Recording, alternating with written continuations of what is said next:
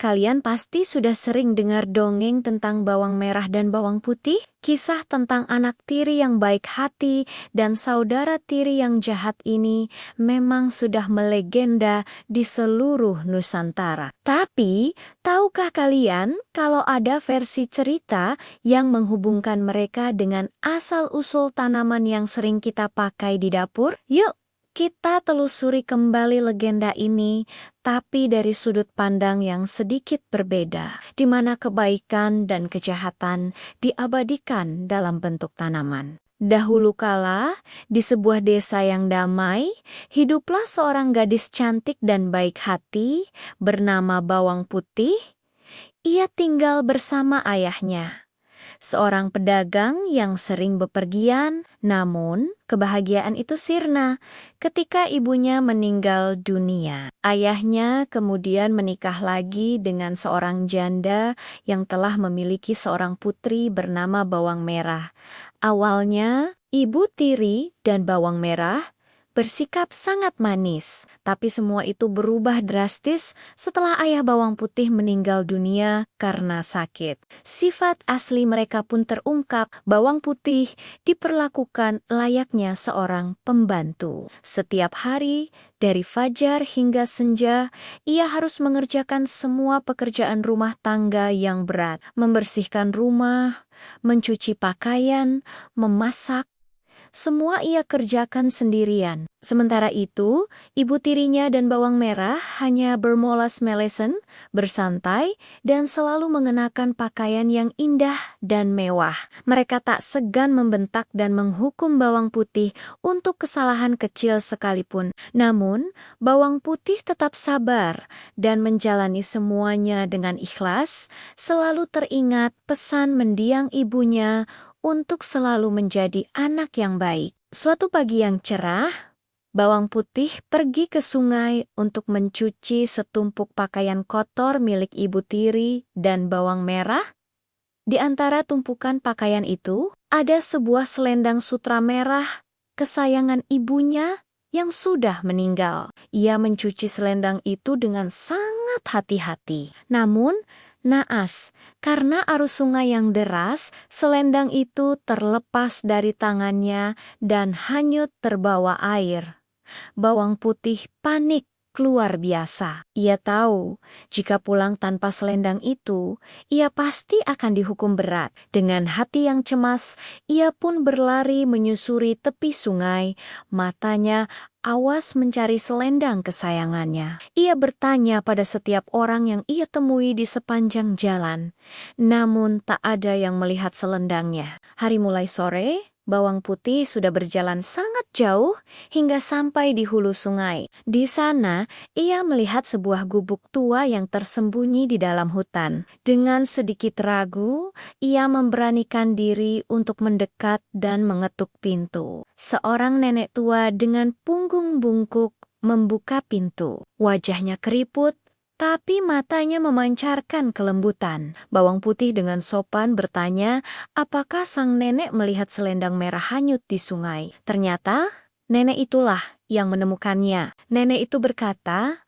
aku akan mengembalikan selendangmu, tapi ada syaratnya. Kamu harus tinggal di sini selama beberapa hari dan membantuku mengerjakan pekerjaan rumah tanpa pikir panjang. Bawang Putih yang memang sudah terbiasa bekerja keras pun menyetujuinya. Sebenarnya, nenek ini bukanlah nenek biasa, melainkan sosok gaib yang sedang menguji kebaikan hati Bawang Putih. Selama tinggal di gubuk itu, Bawang Putih melakukan semua pekerjaan dengan rajin dan tulus. Ia membersihkan gubuk yang kotor, memasak untuk sang nenek, dan menemaninya bercerita. Sang nenek sangat senang dengan ketulusan dan kerajinan Bawang Putih. Setelah beberapa hari berlalu, tibalah waktunya Bawang Putih untuk pulang. Sesuai janjinya, nenek itu mengembalikan selendang merahnya. Tak hanya itu, sebagai hadiah, nenek itu menunjuk ke arah dua buah labu. Satu berukuran sangat besar, dan satu lagi kecil, mungil. Pilihlah salah satu sebagai hadiah dariku. kata sang nenek. Bawang putih, karena sifatnya yang tidak serakah dan tidak ingin merepotkan, memilih labu yang kecil saja. Bawang putih pulang dengan hati gembira. Sesampainya di rumah, tentu saja ia langsung dimarahi habis-habisan oleh ibu tiri dan bawang merah karena terlambat pulang. Setelah menerima omelan, bawang putih pergi ke dapur untuk membelah labu pemberian nenek tadi, berniat untuk memasaknya. Tapi alangkah terkejutnya ia saat labu kecil itu terbelah, isinya bukanlah daging buah, melainkan berkilauan emas, permata, dan berlian yang tak terhitung jumlahnya. Seketika, bawang putih menjadi kaya raya. Ia membeli rumah baru dan hidup dengan nyaman, tak lagi kekurangan. Kabar kekayaan mendadak bawang putih tentu saja sampai ke telinga ibu tiri dan bawang merah. Didorong rasa iri dan serakah, mereka mendatangi bawang putih dan dengan paksa menyuruhnya menceritakan semua yang terjadi. Dengan polosnya, bawang putih menceritakan pertemuannya dengan nenek tua di tepi sungai. Mendengar itu, bawang merah langsung punya rencana licik. Ia sengaja menghanyutkan selendangnya sendiri ke sungai, lalu berjalan menyusurinya hingga tiba di gubuk sang nenek. Sama seperti bawang putih, ia pun diminta untuk tinggal dan membantu. Namun, berbeda dengan bawang putih, bawang merah melakukan semuanya dengan terpaksa dan penuh keluhan. Ia bekerja dengan malas-malesan dan sering membantah perintah sang nenek. Setelah beberapa hari, saat tiba waktunya pulang, nenek itu juga menawarinya 2 buah labu. Tanpa ragu, bawang merah yang serakah langsung memilih labu yang paling besar. Membayangkan isinya pasti akan jauh lebih banyak daripada yang didapat bawang putih.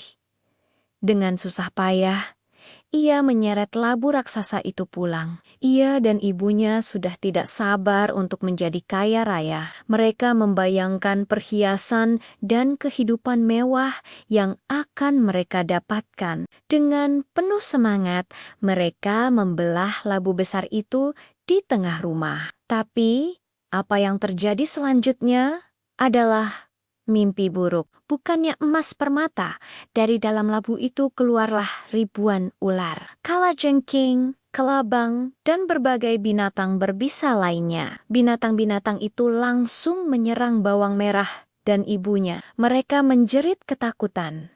Namun tak ada yang bisa menolong. Keduanya pun tewas seketika akibat keserakahan dan sifat jahat mereka sendiri. Namun, ceritanya tidak berhenti sampai di situ. Menurut legenda, sang nenek gaib yang bijaksana tidak ingin kejahatan dan kebaikan itu lenyap begitu saja. Sebagai pelajaran abadi bagi umat manusia, ia mengubah jasad mereka menjadi tanaman. Jasad bawang merah diubah menjadi tanaman bawang merah. Warnanya yang kemerahan dan rasanya yang pedas saat dimakan mentah menjadi simbol dari sifatnya yang pemarah, iri hati, dan panas. Saat kita mengirisnya, mata kita pun bisa ikut pedih dan menangis, seolah mengingatkan pada penderitaan yang ia sebabkan. Sementara itu, bawang putih yang baik hati, sabar, dan tulus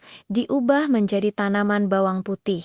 Warnanya yang putih bersih melambangkan kesucian hatinya. Rasanya memang kuat, namun tidak sepedas bawang merah, dan justru dikenal memiliki banyak khasiat untuk menyembuhkan penyakit, melambangkan kebaikan hatinya yang menenangkan dan membantu sesama. Dengan demikian, setiap kali kita memasak di dapur dan menggunakan kedua bumbu ini, kita seolah diingatkan kembali pada kisah mereka. Kisah tentang bagaimana ketulusan dan kebaikan akan selalu menghasilkan buah yang manis.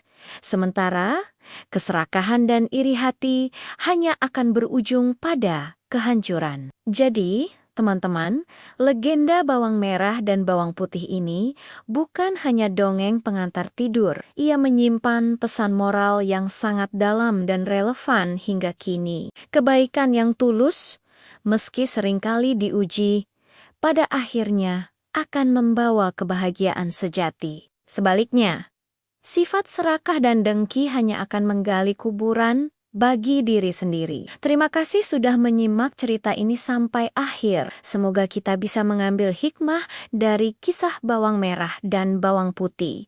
Jangan lupa untuk like, comment, dan subscribe channel ini ya, agar kita bisa terus menjelajahi cerita-cerita menarik lainnya. Sampai jumpa di video berikutnya.